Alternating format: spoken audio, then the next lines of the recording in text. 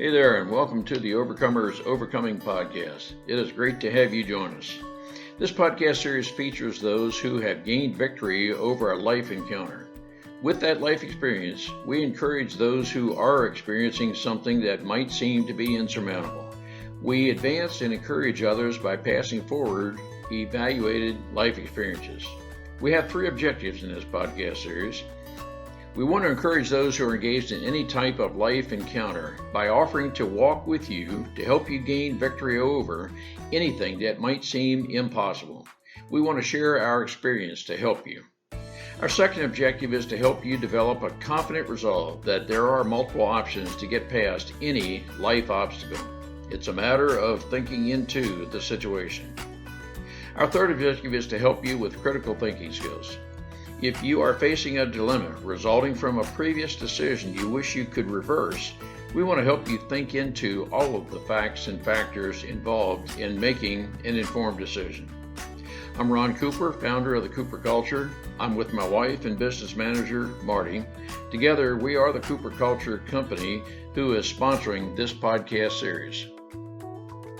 Today, we feature Amanda Blackwood for our third episode, where we continue discussing the apps, the various ways those with nefarious intent can determine vulnerabilities of people, and those vulnerabilities, once they discern you are vulnerable, can turn into something very dangerous. It could become human trafficking. There are people, Marty, who have the intent of using, abusing, harming people, and we don't want to think this can happen, but it can. We need to work with our children and grandchildren in a way to make them aware that these people are out there, and there are various applications we can use to help them with this. What are some takeaways you got from this episode with Amanda? Ron, Amanda does a great job of explaining all of this. The apps you're talking about, people can go to, parents can go to help their children understand the things that people want to do. One app is Life, Boat, Act, Game. This walks children or adults through what people say and do to get the child's attention, the adult's attention. There's another app, Stop app. The message is engage with your children, other people, to make them aware, to let them know you care. Let's listen and learn together. Amanda, it is great to have you back with us. Our listeners need to know that you're on for the, quite honestly, I've lost count, third, fourth episode. It's just great to have you with us. You have some life experiences. Marty's and my hope is nobody would ever experience, but you're making the best of a situation in the past that was not good for you, but you have turned that around to benefit others based on your evaluated life experience. Amanda, thank you for joining us again. Absolutely. I'm so happy to see you guys again. I love spending my time with you guys. Well, thank you, Amanda. You've got such great, rich life experiences, and it's unfortunate to a degree that you had to experience, not say had to, that you did experience what you did, but you're making the very best of it. And you are the consummate, if I could use the word, turnaround to make the very best of a bad situation. And it's just good to be with people like you who have had just a challenging start, but you're making the very best out of life. You know, my most recent book that just came out was a recipe book. It's a cookbook. I believe in making at least 30 different recipes when life gives you lemons. It's more than just lemonade. There you go. Right on. Amanda, for our listeners who may be listening to you for the first time, you experienced a childhood that included child trafficking and just a very difficult life. And I'm not interested in, just bringing up the gory, bad details of it. But I think there are a lot of parents who, and grandparents for that matter, who think it's just innocent to have my child, grandchild with an iPad, a cell phone, and so forth. And I mean, they need to be entertained. I don't feel like entertaining them all day long, and just let them alone with their cell phones.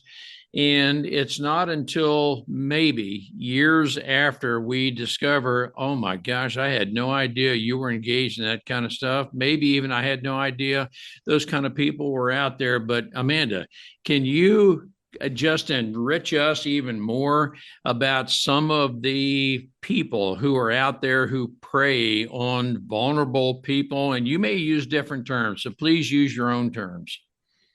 Absolutely. So there's a lot of speculation in this area, and a lot of people don't want to believe that this happens with children as early as 5, 6, 7 years old, but it absolutely does. These are situations where children are being groomed.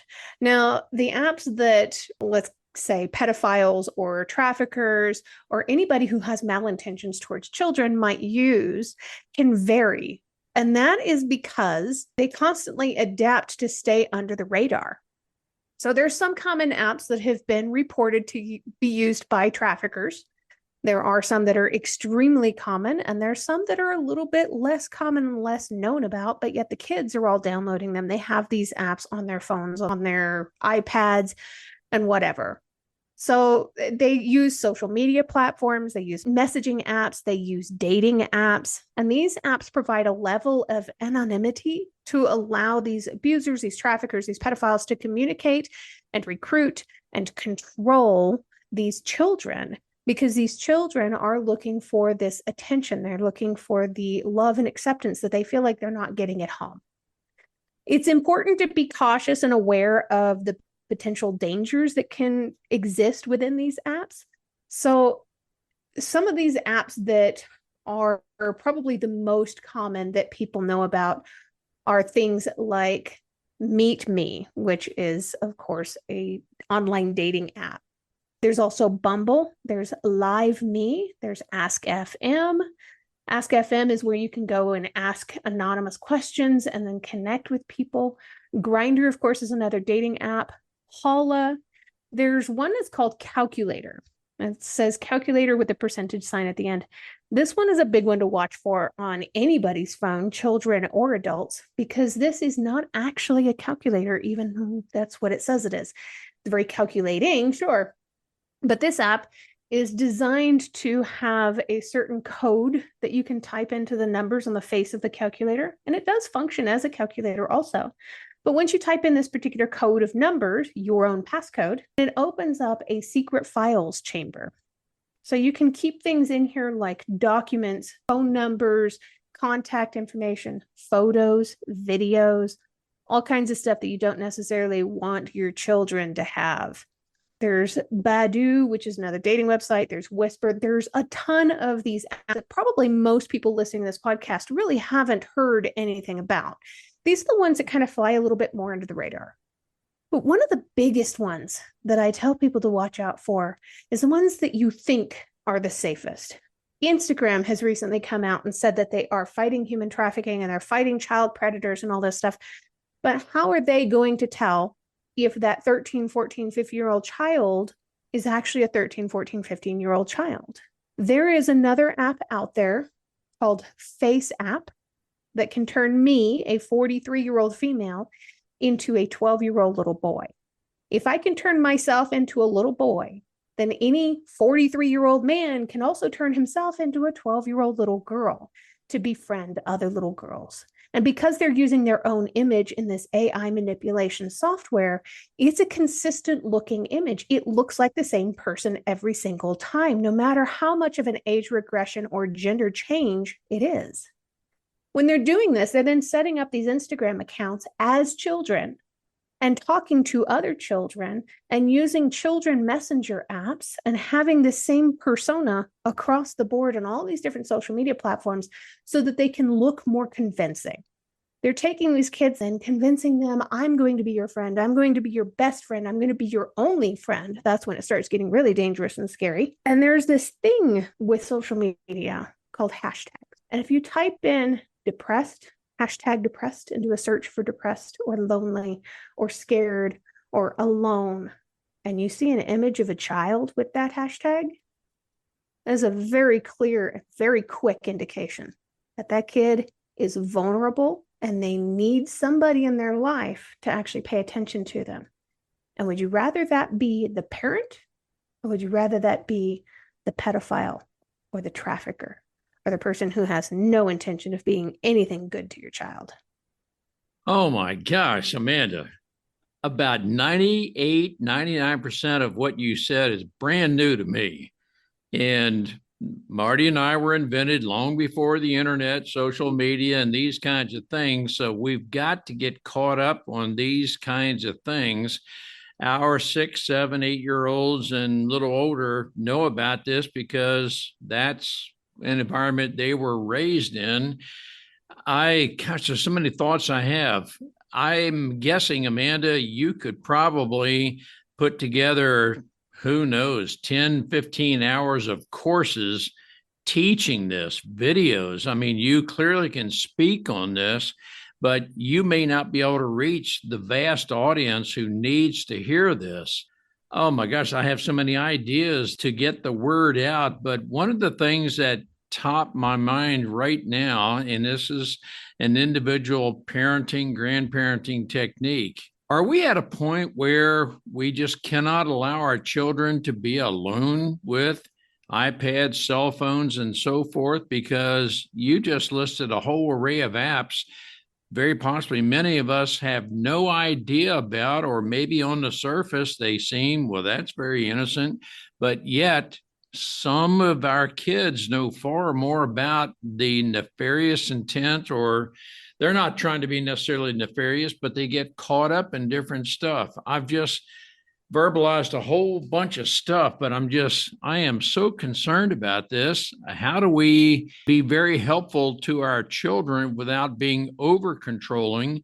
But yet there's got to be a right mix of this. That's a very open-ended question. Well, one of the biggest things is to make sure that we have decent communication with our children. And by that, we did mention in the last episode, one of the best ways to do that is to set aside time where you're spending time with your children. You know, not with electronics, not with books where you're all sitting down in the room and all doing something separate. You have to participate in group activities together. This is going to open up those lines of communication where you're going to be able to have that communication with your kid. This is going to be paramount above everything. You have to establish your child so that your child knows that you care and you're there to support them. And you want to have these talks with them, because these talks can be very difficult. If your child feels like they can't come to you with the easy things, they're definitely not going to come to you with the hard things. And there are different tracking apps and stuff that you can install on your child's phone. It's important, and there's several police out there who specialize in this, who say that parents should be vigilant of all the apps that are dangerous to their kids, and all this information is available online. And they suggest that their parents track their children's phones and their laptops and their iPads. And you tell them, hey, I'm putting this app on your phone. It's for your safety. It's not that I don't trust you. It's just that I don't trust people that are on the internet. And to establish that with your child, to have this very clear communication. It's not that I don't trust you. It's that I don't trust them. And I think that's very important right there, Amanda. Very, very well said. Very articulate. Yes, I do trust you, but I know there are people out there who want to have a nefarious intent with you and so forth. I want to take this conversation in only a very slightly different direction. Is it possible, from your perspective, to teach our children what is to recognize what is inappropriate? That's an inappropriate picture. That's an inappropriate question, such that we don't necessarily, over a period of time, and I'm asking this question in the context of very open, meaningful communication, but we teach our children that's not an appropriate question, such that let's just say that raises the red flag, the proverbial hair on the back of your neck, that our children know, well, that's not an appropriate question because mom, dad, grandma, grandpa raised me to know that's not right. I need to get off of this and get away from it. Is that, am I talking too idealistic, or is that possibly a way to go? It's absolutely possible, and this should be happening far more often than it is. And again, this starts with having those open communications with your kids. A while back, my husband and I took in a foster kiddo, and she was autistic, 15 years old at the time. Super sweet kiddo. She had been taught very well by her own family. And the only reason she was in foster care was because of confusion and false allegations. I need to make sure that's very clear. She was very well taught by her parents what would and would not be an appropriate conversation for anybody in person or online. If an autistic child can understand this stuff, anybody's normal functioning child can understand this too. This autistic child, when she went back home, she had an interaction with a kid who she thought was a kid on the internet. And she immediately reached out to me and said, hey, there's something wrong with this. And she sent me the conversation and showed me what had happened. And I spotted it right away as this is a child predator. And I let her parents know, said, hey, she was with me. I understand that this is the way she thinks, but good job on you guys for making sure that she totally understands that there's something wrong here. I need you to address this. And these are the steps that you should take. And I was able to guide them through this on how to not only coach her on how to end the conversation, but on how to contact the police. This is important information. If this is somebody here in the US, they absolutely can be tracked. They absolutely can be prosecuted for targeting minors. This needs to be done. This is not something where you're like, I'm not sure if this is an emergency. No, this is an emergency, because if it's happening to your child, it's going to happen to another child too. And this person needs to be called out. They need to be called out by law enforcement, and they need to pay the price for what it is that they're doing. That is extremely important. Two aspects. I don't want to say even an autistic. I mean, let's just say anyone can be taught to recognize what is inappropriate. And so that is very meaningful. Now, I'm curious if let's say our younger student is on an app and they view something that is inappropriate and they shut down right away, then they have the common sense, I'm not going to pursue this any further. I don't want to. How do we trace back? And that's really the stem of my question. What information do law enforcement people need to try to trace back to that person who has that nefarious intent? A lot of times what they're going to need is access to the child's social media account so that they can continue some kind of an engagement with this person. If that happens, I would say immediately change the child's social media password so that the police can have access to that. Understand that they are going to go through all history to see if there's anybody else in there. If there's anything inappropriate, the police will find it and they will do some search on it to try to weed out these bad guys. But they will go through there. They will try to communicate further with the person. They may ask for other older social media photos or current photos to try and convince this person that they are still talking to the child. And they're going to emulate the child's previous communication skills. They're very, very skilled at this. This is what they do. Some of these people, this is what they do full time as they go after these predators.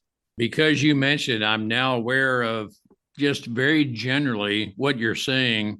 We actually had a person in our neighborhood who was tracked because of child pornography.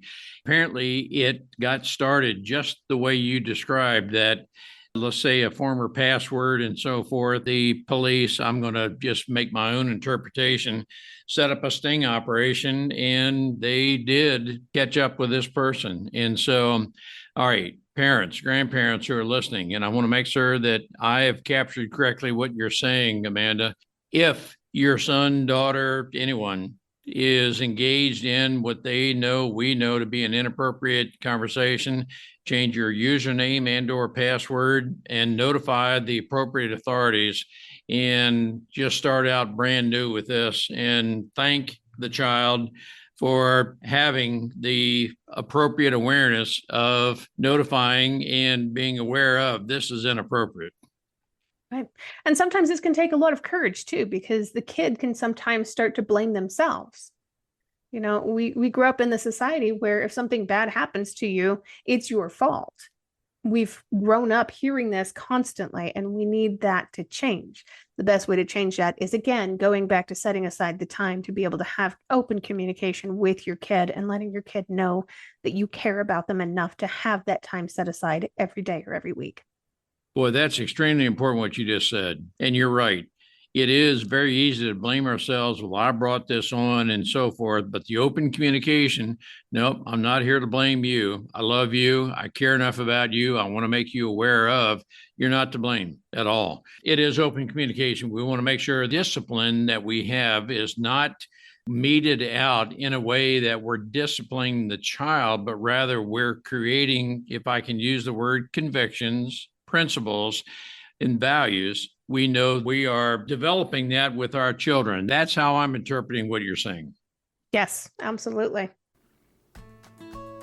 Amanda, Marty, and I want to encourage all of our listeners to, 1, become aware, 2, engage with our children, our grandchildren, 3, do everything we can to ensure we develop relationships to where we know our children and grandchildren are valued. We are not blaming them. We know there's a world out there of those who want to lead our children, grandchildren astray. We want to do everything we can to be responsible to our children and grandchildren, to make them aware, to make them appropriately sensitized to those who may otherwise want to do harm to us by trying to get into our mind to think they are something we are not. It is a cultural warfare in which we're engaged. My hope is we will all do our part to engage in this lifetime battle.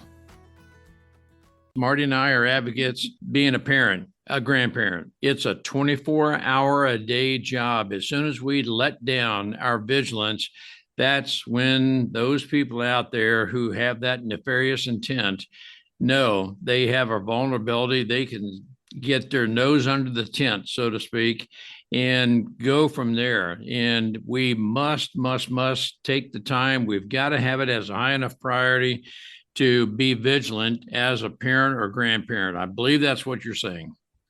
Absolutely, it is. And I love that you're able to interpret this so easily. It means that my message isn't going to be lost. And I know that a lot of the stuff that I do talk about sometimes does seem to be kind of analytical. I need to learn how to break it down better like you do. Marty wants to make a comment, but I want to inject here very quickly. I am a self-described incurably curious kind of person, but I do want to help a person establish the mindset. I want to be aware, and the term awareness is very, very important to me. At the first indication that something is not right, I want for you to be aware. And I want for you to, second of all, have the courage to stand up. You may be the only person in the room who would have the courage to stand up, but I want for you to have that courage to stand up and say, this is not right. And I'm not going to be the one who falls for this and go forth in that kind of thing. Amanda, what you're saying is just so incredibly important. Marty? Well, first of all, Amanda, you're doing a great job of explaining it. Oh my goodness, I'm so happy that you're able to get out and speak about it and to churches. I am concerned about the child that just wants so much attention and afraid to speak up because mom and dad might get mad. They want that acceptance so badly. I also want to ask you about, we hear on the news that the cartel is now more so in America. Do you see more of that now that they're able to break into this app that the president allowed to be developed and it's not working really?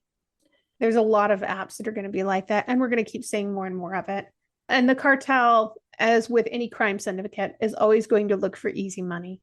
And the world of human trafficking is the second top grossing income industry on the planet, bested only by the drug trade. And there's a big overlap in there too. And if you think about it, it perfectly makes sense because you can only sell a bag of cocaine once. You can sell a 14, 15-year-old kid for years. And I actually did a little bit of research, speaking of apps, did a little bit of research recently about different apps that people have developed to try and combat human trafficking. And this is really important to know too, not just for the parents, but also for the kids. There's one out there called Lifeboat ACT, ACT game. And this is a creative, interactive game. It's a structured story play game.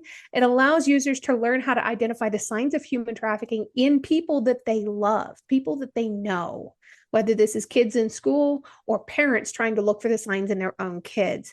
You get to play as either a kid named Tommy or a kid named Sarah as they watch their friend Macy, who's being manipulated into being a victim. You can identify the red flags. You can pick out legitimate reasons for raising suspicions. You can reach out to lifelines like police officers or reference books. It combines education with fun. So, and that's not an easy thing to do in this world, but this app really encompasses all of that. Again, it's called Lifeboat ACT game. It's going to save lives. This is huge. There's another couple of them out there. There's one called Red Light Traffic, and there's another one called the Stop app. And these are apps that you can use to help report suspicious activity where you're spotting something that might include human trafficking. And the Stop app actually has a place where you can submit photos and videos of what it is that you have physically seen so that people can keep an eye out for these things too. There's always going to be apps that are going to be more and more dangerous. But as long as there's good people out there also building apps to try and combat this, we might start to get a little bit better handle on it. I wanted to ask, you said the name of that was Lifeboat Act? ACT. Yep. ACT, Lifeboat yeah. ACT. Yeah, game. And then Stop Act. The Stop app. And that one is a black background with a white handprint as their symbol. Are you on a speaking tour? You mentioned earlier you speak at churches, but what I'm trying to determine, I'm always thinking this way. How can we produce thousands of Amanda Blackwoods who are getting the message out, giving you the credit for the information, but let's get the word out to people. Maybe this is something to build on a thought, but how can we best get the word out? And I'm not trying to undermine anything you already have in being, Amanda, but this is so important. I can just picture some parents thinking, gosh, I wish I'd have known about this 5, 8, 10 years ago. I'd love to do more speaking gigs. Right now, they have come to a screeching halt because of my health. But as my health is getting a better handle on itself lately, I'm ready to kick it back up again and start doing more public speaking engagements. I had a pretty nasty health scare a couple of months ago that kind of left me housebound for a little while. Oh, my goodness. Without going into any detail, hopefully you're on the definite road to recover and so you can get out and speak a whole lot.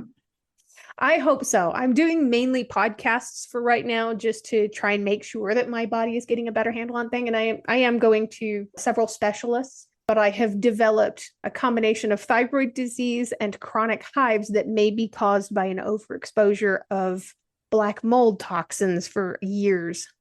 Oh, my goodness. Well, Amanda, we're going to literally pray for your recovery, that you can be totally recovered of this. And I think your message is so incredibly important to parents, grandparents, children. We've got to get the word out. It's unfortunate that some people are going to think the way they do, and I wish I could get to those to help change the mind of those who may even think about any aspect of pedophilia. I don't know that I can have as positive effect there as working with students, parents to be aware of, and do not allow your children to, maybe a better word is be aware of the red flags. As soon as your children, grandchildren see it, they know right away, stay away from this, report this. The more aware we are of this, my sense, my hope, of course, is if there's no demand for it, then the pedophilia would seem to, over time, they'll be less apt to have our children be predators of this. Yeah. Yeah. The best that we can do is educate our children and educate our parents on what to watch out for. Yeah. Knowledge is power. I love that you're this curious person, because that is the key to trying to combat something like this. There's always going to be predators out there. It is unfortunately a part of human nature, but we should be able to stop them in their tracks. Until you are fully mended and are on as frequent a speaking tour as you would choose to, where can a parent, a grandparent, a serious student go to learn about this? I guess what I'm asking is self-study to learn about this. And this may catch on, Amanda. You're the instigator, or the inspiration is a better word. You're the inspiration to inspire others to get the word out. But how can we learn about this? So if people are really curious, they can always do a Google search on how to get involved when someone is suspected of being in human trafficking, how to ask if someone is okay. They can do a Google search on the predator apps. My quick keyword search was something like human trafficking apps, and it came up with both the good and the bad ones. So these are really great ways of being able to research what it is that you need to watch for on your kid's phone. And there's a list of more than 20 different apps that you need to watch for. Understand how your kid's phone works, and understand that you should be able to have access to it at all times, whether your kid's happy with it or not. And make sure that you understand how the search function works. If you've got the search function on the phone, you need to understand that if you put the name of the dangerous app into that search function, it's going to pop up. If they have this on their phone, it's going to pop up, even if they think they have it hidden from you. It's a whole lot easier to search your kid's phone if you know what you're doing. Yes. And I want to encourage our listeners to do the research, become informed, know what to look for, educate our children. And you're so eloquent and so apt in saying, develop a very meaningful, connected communication with our children, grandchildren, and know that we're not blaming them. We just want to work together with this. Amanda, I've heard there is a way a parent can look and see what the child is doing on an iPad or a phone. And that's the internet history search. Is that available?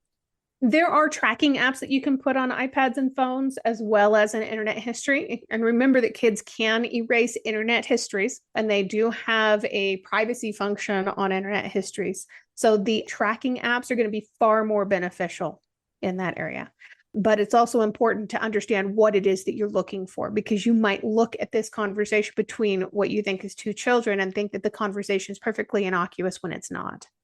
So watch for those keywords, watch for key phrases, watch for anything that might seem like any kind of a red flag, and do the research. Look it up and see what the most recent tactics are that traffickers and pedophiles are using.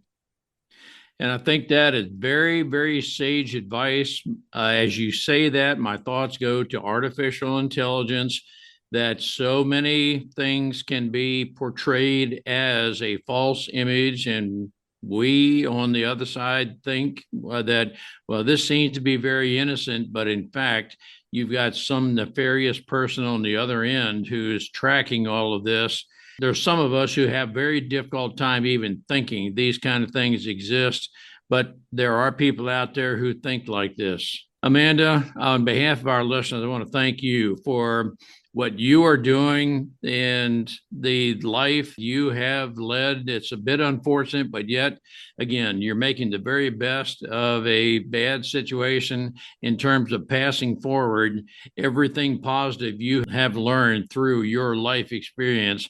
Thank you for everything you're doing. We're going to pray for your continued recovery, that you're going to be able to get on a very valid speaking tour and pass this information on to many others. Thank you so much, Ron. And thank you, Marty. You guys are always so amazing. Thank you, Amanda. We look forward to continuing this journey with you. Would you consider engaging in a grassroots effort to get the word out to people about trafficking, what some of the avenues are through apps, through what seems to be at times innocent methods to have fun, to communicate, but we know through artificial intelligence, we know through various apps, there are people in this, I use the term faceless, voiceless environment that attempt to disguise themselves to be something they are not. When I say faceless, voiceless, I'm very aware. Zoom and other methods, yes, there's a face, yes, there's a voice, but do we know the real intention of the person with whom we're speaking? Do we know that person is real, or is this artificial intelligence that is working a false image, the purpose of which is to affect our mind in a very negative way, to gain aspects of us that are not fruitful in our lives. Quite honestly, they want to take advantage of vulnerable people. Many people are vulnerable for different reasons. COVID has tended, in my opinion, to highlight some of those vulnerabilities into isolation. Some people feel they're not as worthy as they used to be for various reasons. What ends up happening is, through various means, people with intent to alter our minds have an intent to discover and use people that have vulnerabilities are ones we need to discover and help them lead a better life. And in the cases where there is criminal intent, then we need to take these people off the internet, the airwaves, and replace them with people who have a better life purpose. Let's get together. Let's discover some ways to get word out to people to, one, make certain our children, grandchildren, any relationship we have, they know they're valued, they know they have worth. We want to do what we can to improve their awareness and help them be aware of the people who have other than good intentions. Together, we can spread the word together. We can propagate information, speak to various groups, and help people over this cultural war to help them become the very best people we want for them to be. We hope we can have the opportunity to talk with your group about this topic, other life topics that pertain to the cultural war. You can contact me through espeakers.com and search for Ron Cooper, F4 Pilot. I would love to have the opportunity to speak with your group, to share life experiences. Our purpose in this is to advance people and to help them become the wholesome person God intended us to be. We hope we can warrant a 5-star rating with this podcast series. We hope you will want to share this podcast with your Facebook friends, your LinkedIn connections, your Twitter and Instagram communities. The more we share, the greater the opportunities we'll have to learn from and with each other, the greater opportunities we will have to get the word out to other people. It is the vulnerable people, those that are vulnerable to the ones who like to prey on us, who are vulnerable. We need to make people aware of things that are inappropriate to hear, to see, to us, those to whom we would otherwise want to associate. We need to be very discerning as we are aware of the societal trends that exist amongst us. Contact us at ron@thecooperculture.com or Marty, Marty, at thecooperculture.com. I look forward to working with you. The greater the opportunity we have to partner with each other, the greater the strength we'll have to stand up against those who have an illicit purpose. Let's work together. We look forward to working with you.